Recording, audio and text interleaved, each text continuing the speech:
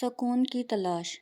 طارق نہر کے کنارے اداس بیٹھا لہروں کو دیکھ رہا تھا کہ اس کا ایک دوست وہاں سے گزرا۔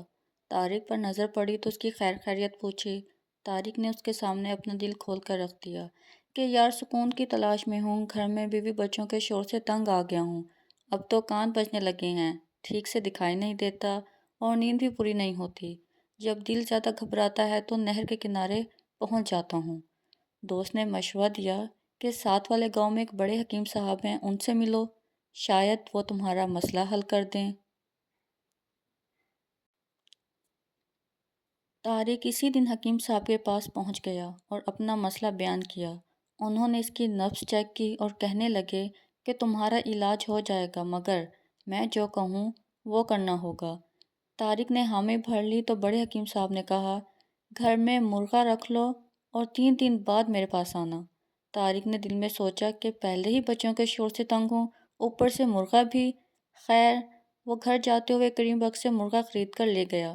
مرغا دیکھ کر بچوں کی تو عید ہو گئی، وہ اس کے ساتھ کھیلنے لگے۔ شور و غل بڑھا تو طارق کی بے سکونی بھی بڑھ گئی۔ 3 دن بعد پھر حکیم صاحب کے پاس پہنچ گیا اور سارا حال کہہ سنایا۔ اب کی بار حکیم صاحب نے کہا، ایک کتا بھی رکھ لو۔ طارق کے جی میں آئی کہ حکیم کو کھری کھری سنا دے، مگر مروتاً خاموش رہا اور کتا لے جا کر گھر کے باہر باندھ دیا۔ بچوں کا شور تھمتا تو کتا بھونکنے لگتا، وہ چپ ہوتا تو مرغا شروع ہو جاتا۔ سخت بے سکونی کے عالم میں تیسری بار حکیم صاحب سے ملا تو حکم ہوا، ایک گدھا بھی رکھ لو، مرتا کیا نہ کرتا۔ ادھار پر گدھا خریدا اور گھر لے جا کر کھونٹے سے باندھ دیا۔ اب تو محلے والے بھی اس کے گھر پہنچ گئے کہ کچھ ہمارا بھی خیال کرو، تمہارے جانوروں اور بچوں نے مل کر ہمارا سکون برباد کر رکھا ہے۔ طارق نے حکیم صاحب سے فریاد کی تو فرمایا، گدھے کو فوراً بیچ دو۔ آدھی قیمت پر گدھے سے جان چھڑائی تو اس رات کچھ بہتر نیند آئی۔ دوسرے دن حکیم صاحب سے ملا تو حکم ہوا، کتے کو بھی چلتا کرو۔ ایسا ہی کیا تو گھر میں مزید خاموشی ہو گئی۔ اب کی بار حکیم صاحب سے ملا تو فرمایا کہ مرغا ذبح کر کے کھا لو۔ طارق نے ہمت کر کے کہا، حکیم صاحب ٹھیک ہے، میں نے آپ کی ہر بات ماننے کا وعدہ کیا تھا، مگر مرغا ہمارے گھر کی رونق بن چکا ہے، بچے اس کی وجہ سے خوش ہیں، جب تک وہ بانگ نہ دے لگتا ہی نہیں کہ دن نکل آیا ہے۔ حکیم صاحب نے اپنا حکم دہرایا تو طارق نے بوجھے دل سے اس پر بھی عمل کر ڈالا۔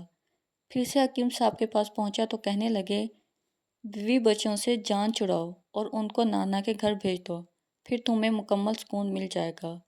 طارق رونے کے قریب ہو گیا اور کہنے لگا کہ حکیم صاحب بس اتنا کافی ہے، میرا علاج مکمل ہوا، اب مجھے سکون ہے۔ حکیم صاحب نے اس کے کندھے پر ہاتھ رکھا اور کہنے لگے، میں تمہیں یہی سمجھانا چاہتا تھا کہ سکون ہمارے اندر ہوتا ہے اور ہم اسے باہر تلاش کرتے رہتے ہیں۔ اگر ہم اپنا ذہن بنا لیں تو خلاف مزاج باتوں کو برداشت کرنے کی عادت بھی بن سکتی ہے، ورنہ ہم بے سکونی کا شکار رہتے ہیں۔ جاؤ، اب اپنے گھر میں سکون سے رہو۔ نوٹ: اس پیغام کو دوسروں تک پہنچائیے تاکہ اللہ تعالیٰ کسی کی زندگی کو آپ کے ذریعے بدل دے۔